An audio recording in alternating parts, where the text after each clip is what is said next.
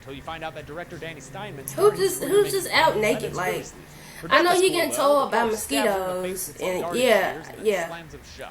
But we see her right afterward when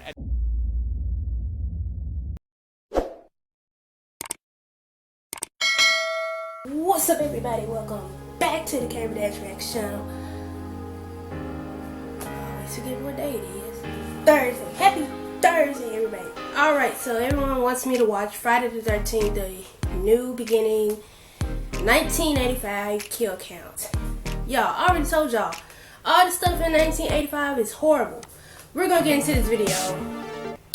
Bad acting, the kill count. Bad tally up everything. the victims in all our favorite horror movies. I'm James A. Janice, and today we're looking at Friday the 13th, A New Beginning, released in 1985 as the 5th installment of our beloved Friday the 13th series. Ain't nothing below That's about right, this. the last body from the final chapter wasn't even cold before Paramount decided to cash in on some more Jason Voorhees and bring the series back from its proclaimed end. Problem was, they definitely killed Jason. This is the killed them real dead. You're not supposed to come back from that. So they decided to try a new direction with this one. Not in terms of content. This is really. leaving off from that one. Brutally murdered. But they left Jason dead in an attempt to kick off having new villains in the series. Really should have learned from the third Halloween movie that you just don't mess with a series like that. But perhaps correctly anticipating a backlash from the lack of Jason, they definitely upped the body continuity in this one. So let's take a trip to the Looney Barn and get down to the kills. Let's take a trip to the Looney Barn and get down to the kills. The first pair of kills is right off the bat when some stupid kids and some stupid hats dig up old Worm Eye. Really? That's my new nickname for Jason. I think it's really gonna stick. He thanks them with his machete. First he impales Neil in the stomach. No, his name is never said in the movie, but the internet knows all. Then Jason stabs Les right in the neck with a screwdriver. Why was Jason What buried with a screwdriver look like screwdriver? that? Who the fuck knows? Watching from the woods is Corey Feldman, and Jason actually looks pretty damn creepy as he stalks towards Tommy, who screams and then wakes up and is a hot guy. That's right, those first two kills were just a dream, but on this series I'll probably count imaginary kills. Or maybe not. I don't know. It doesn't matter, guys. Please don't leave comments yelling at me. But yeah, Tommy's grown up to be this jock with glasses, and he's headed to a farm for the mentally ill. What's wrong with the people there? I can't really tell, except one dude has a stutter, I guess. But that guy also makes a lot of sense. You don't set a place for a dead person. Good call, guy. The farm's run by Matthew Letter, who totally has a bromance with the sheriff, and his assistant Pam Roberts, a pretty lady who gets creeped on by Billy the van driver. Anytime, doll.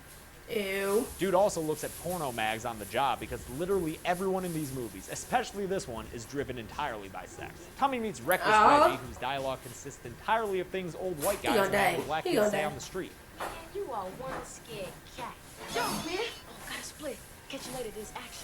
And we meet all the other eventual victims, including hillbilly neighbors, Reggie's grandpa George, and all the insane asylum kids who just happen to all be attractive teenagers. All except Joey, I guess, a guy who loves chocolate even at the expense of clean sheets. Joey also gets surprised axed in the fucking back by this dude Vic. Vic could probably take Jason too. Shit, look at that guy. Instead, he gets pissed at Joey for being annoying and chops both his chocolate bar and his spine in half, giving us the third kill of the film. This gets Vic arrested, disappointing those of us who wanted Vic versus Jason. That would be awesome. Joey's body is tended to by a couple of paramedics. One's your average asshole from these movies. Bunch of pussies. The other is What do they call Burns, with who the acts totally paramedic? normal What's and not wrong with his suspicious eyes? at all as he stares into a fade out. We then meet perhaps the most inconsequential characters I've ever seen in these films. A pair of greasers having car trouble. Look, I don't know why they're there other than to die, but they definitely do that. Vinny gets a road flare in the mouth while he's fixing the car, showing everyone that people can make decent jack-o'-lanterns too. Save a pumpkin. Use a greaser. Then Pete comes back from pooping in the woods with bunnies to give an extended improv scene in the car. Come on now. Come on, everybody. Scene starting. Come on, motherfucker. Fix the fucking car. Come on. Fucked up again, you asshole. Pure poetry. He then gets his throat slit with a machete. It's a shame, really. I think that guy had a wildly successful freestyle career ahead of him. The cops find their bodies, and Roy acts totally natural, not saying anything suspicious at all. What the hell's going on? You talking to me, Sheriff? Is he a robot? Yeah, he the season of the witch robot. I thought you were talking to me.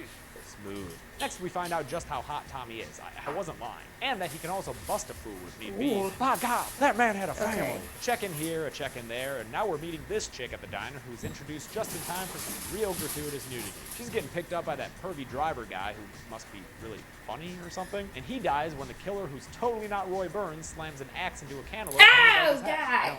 Oh, that's supposed to be his head. I see. Sorry. Guess that was his head, guys. Lana, the waitress, That gets was one his last head. bump in before getting an axe to the stomach Frank about 40 minutes into the film. He thinks someone would live a little longer after. To me, it almost seems she's like According that. to these movies, it's downright humane how fast people die from it. At this point, buckle up, because it is time to start killing all those characters we met in the first act. First, there's that really dirty dude who had just one scene before with Ethel. He ends up in the woods, creeping on naked teens, then turns around and gets stabbed in the stomach with a knife. Along with the greasers, this guy has to be one of the most tangential characters ever. He's just there to be a statistic. Then, of course, there's the naked teens he was spying on, and they're like really naked.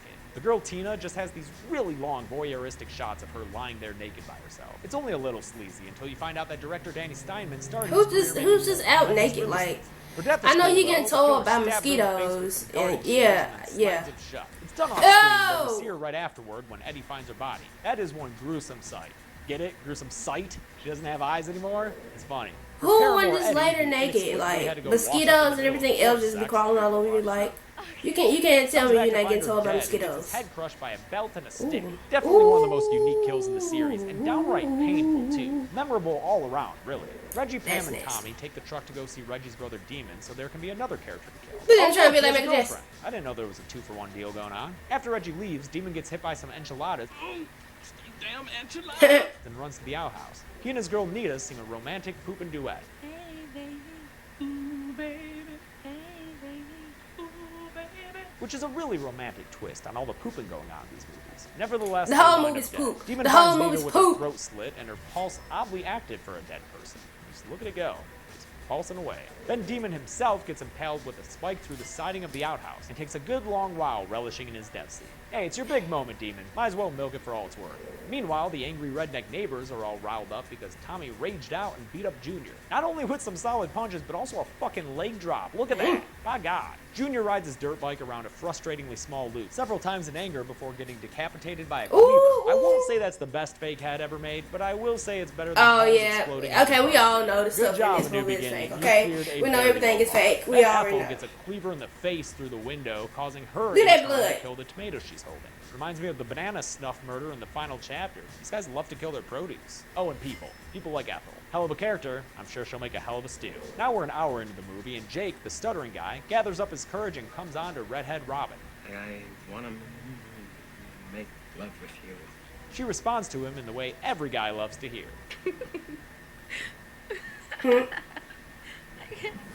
He wanders upstairs in rejection and then gets a cleaver to the face. Aww. We later see his body when Robin discovers it in her bed. Guess who wound up there anyway, right, Jake?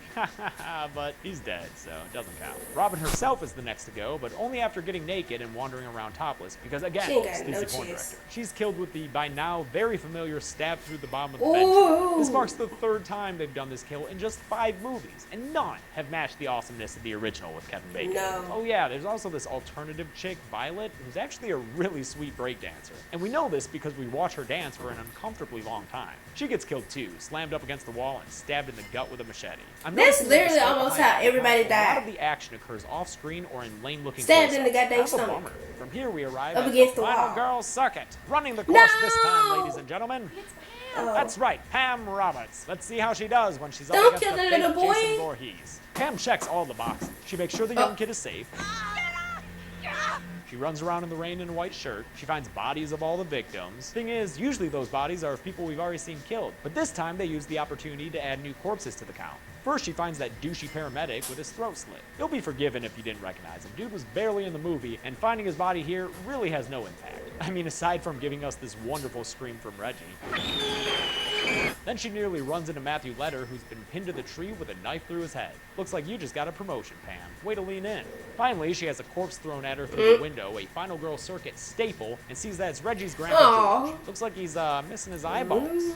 What you doing with those eyeballs, Roy? Collecting eyeballs for some reason? That's weird. Pam's circuit comes to a head, as many of these do, in a barn. Not a very original finish, Pam, but there is something to be said for being traditional. She fights Jason with a chainsaw, which is pretty freaking sweet, and Reggie screams from the rafters until Tommy Girl, shows you up got to his save the day. arm. Go How's to he his do? face. Not great, Bob. He gets his ass kicked way faster than you'd Wow. expect. Remember this guy? What happened to him? Instead, he's down and out, leaving Reggie and Pam to fight the killer on their own. Reggie does a flying tackle that knocks the killer out of the barn window, and before he can take them down with him, Tommy Reggie! resurfaces and cuts off his arm with a machete. The Jason wannabe then falls down onto some farm Ooh. spikes, which is their technical name, and his mask peels off, revealing that he's...